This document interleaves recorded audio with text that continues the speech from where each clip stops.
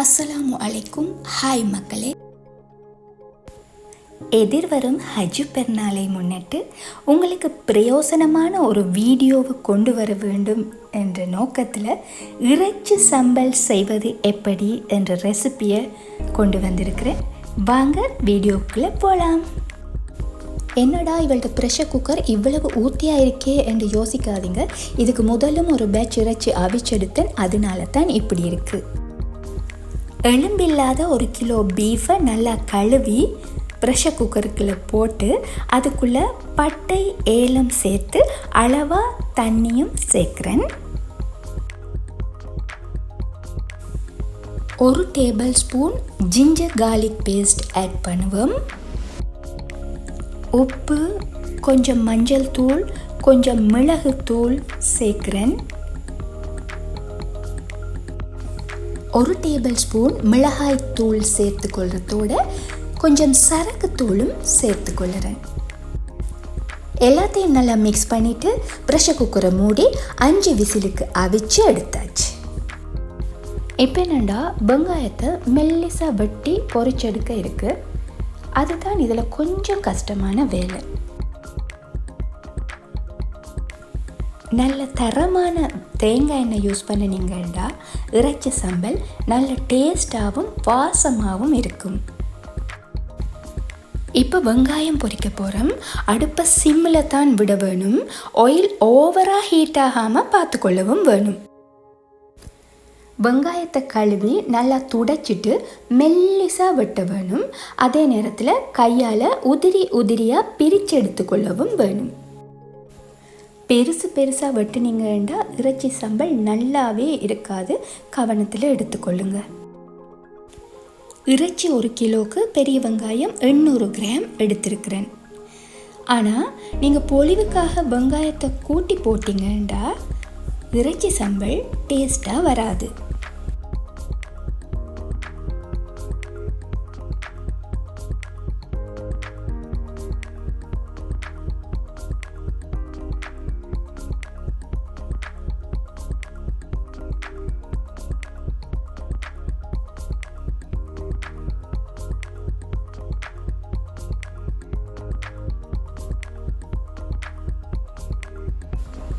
ஏற்கனவே நான் சொன்ன மாதிரி அடுப்பை சிம்மில் விட்டுட்டு ஆயிலை கணக்காக சூடாக்கி கையால் வெங்காயத்தை உதிரியாக்கி ஆயிலுக்குள்ளே போடுங்க.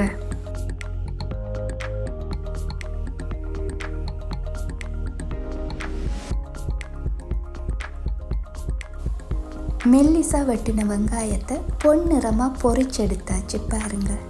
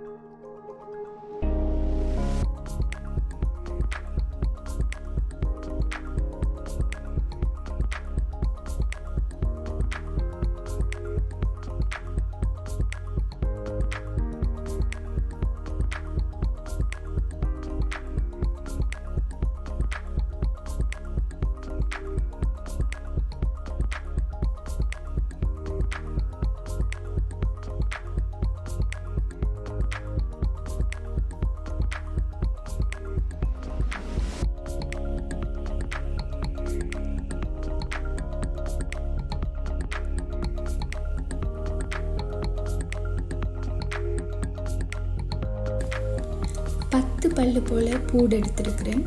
பெருசாக ஒன்றும் உரிக்க தேவையில்லை. கொஞ்சம் அங்கேயும் இங்கேயுமா தோலை நீக்கிட்டு நல்லா தட்டிட்டு பொன்னிறமாக பொரிச்செடுக்க வேணும்.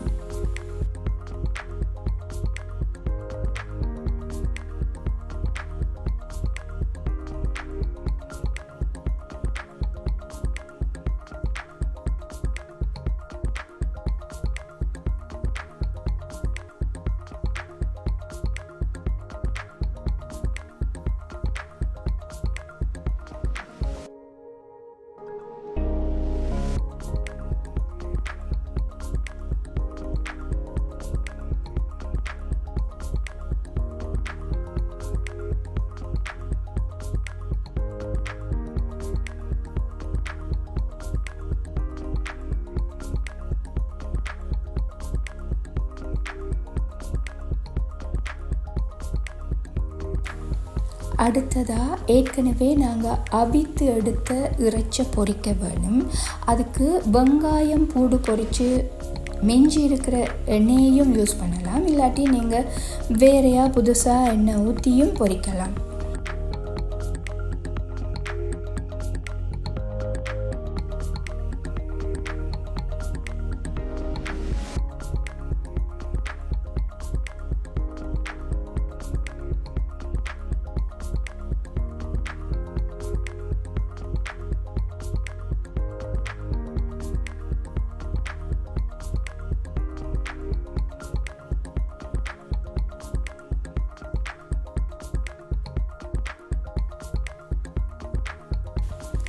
இறைச்சை நல்ல முருக பொரித்து எடுத்து நல்லா ஆற விட்டு கொஞ்சம் கொஞ்சமாக கிரைண்டரில் போட்டு இந்த மாதிரி கிரைண்ட் பண்ணி எடுக்க வேணும். நச்சீரகம் 1/2 டீஸ்பூன், பெருஞ்சீரகம் கொஞ்சம், பட்டை, ஏலம் எல்லாம் எடுத்து வச்சிருக்கிறேன்.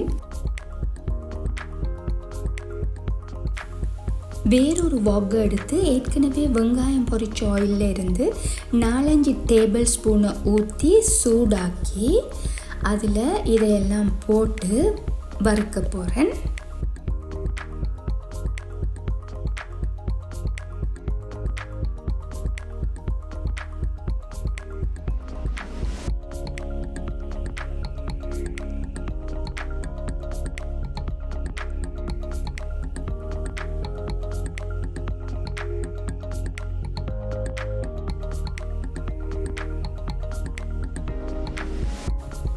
இதுக்குள்ளே ஏற்கனவே நாங்கள் பொரித்து வச்சிருக்கிற பூடையும் சேர்க்குறேன். என்னட்டு இன்றைக்கி கருவேப்பிலை ரொம்ப இருக்கல. இந்த ஸ்டேஜில் 2 காம்பு கருவேப்பிலை, ரொம்ப 2 துண்டு இதெல்லாம் போட்டு வறுக்க வேணும். உப்பு தேவையான அளவு சேர்த்துக்கொள்ள வேணும். நாங்கள் கட்டர் தூள் என்று சொல்லுவோம். சில்லி பீசஸ் ஒரு 8 டேபிள் ஸ்பூன் போல் சேர்க்குறேன்.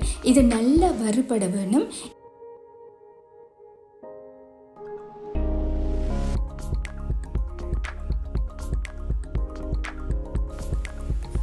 இதெல்லாம் நல்லா வறுபட வேணும், இல்லாட்டி பழுதா போகிறதுக்கு வாய்ப்புகள் அதிகம். இந்த ஸ்டேஜில் கிரைண்ட் பண்ணின பீஃபை இதுக்குள்ளே கொட்டி நல்லா பிரட்டி மிக்ஸ் பண்ணுவோம்.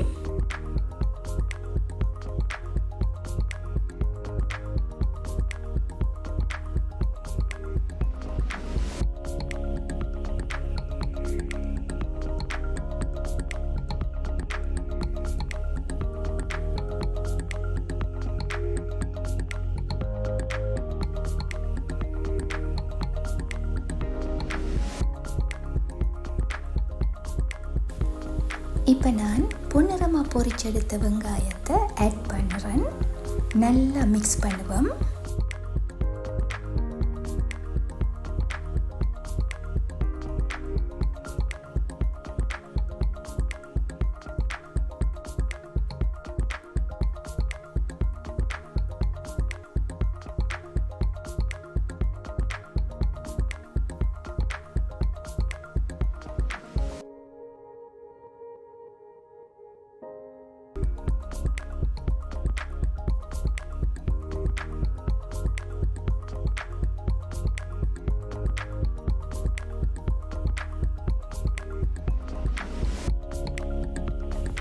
கடைசியாக சேர்க்க போகிற இன்க்ரீடியண்ட் லைம் ஜூஸ். லைமை பிழிஞ்சு விட்டுட்டு எல்லா இடமும் படுற மாதிரி நல்லா பிரட்டி பிரட்டி மிக்ஸ் பண்ணி விடுவோம். ஓகே மக்களே, தேங்க்ஸ் ஃபார் வாட்சிங்.